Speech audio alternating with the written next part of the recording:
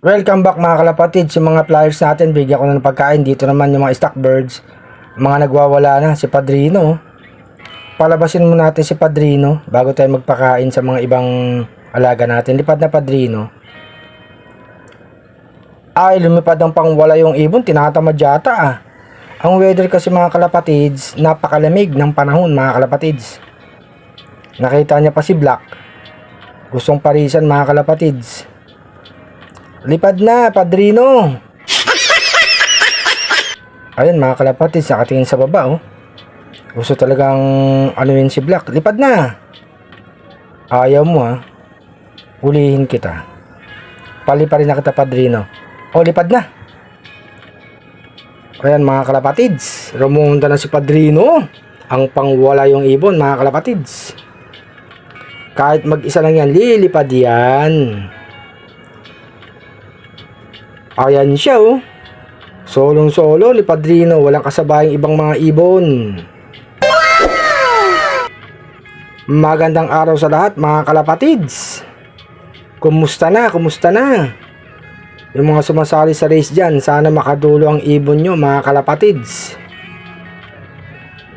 Makauwi sila sa inyong lot. Shout out sa lahat mga kalapatids, Luzon, Visayas at Mindanao. Pati sa ibang bansa mga kalapatids, salamat sa suporta nyo kay RC Lop mga kalapatids. Asan na si Padrino? Nawawala. Kaya pang wala yung ibon to eh. Asan ka na? Ayun na pala mga kalapatids, biglang lumilitaw.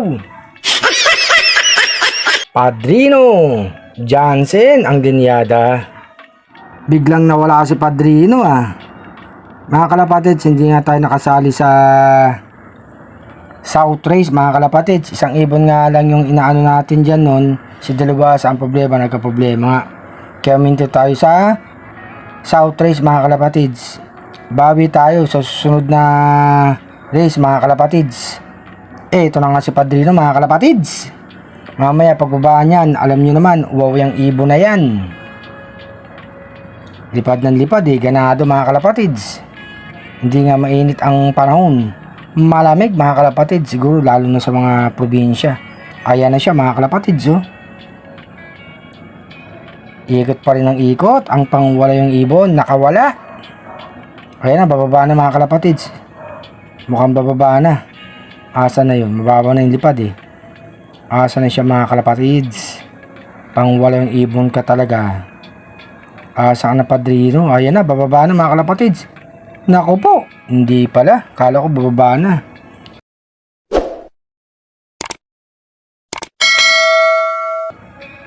Lumipad uli ang pangwala yung ibon.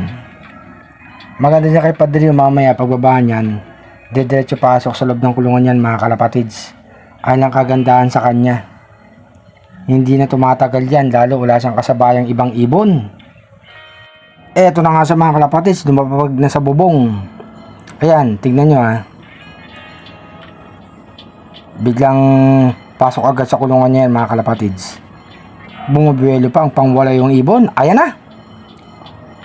Ayun mga kalapatids, pasok. Bigyan na natin ng pagkain si Padrino. Nanuka pa. Naganang kumain. Ilagay na natin tubig niya mga kalapatids. Wow na yan si Padrino. Nakalipad. Ang pangwala yung ibon ay mga kalapatids oh, sunggab agad sa tubig. Babalik pa yan. Ayan na, inom na.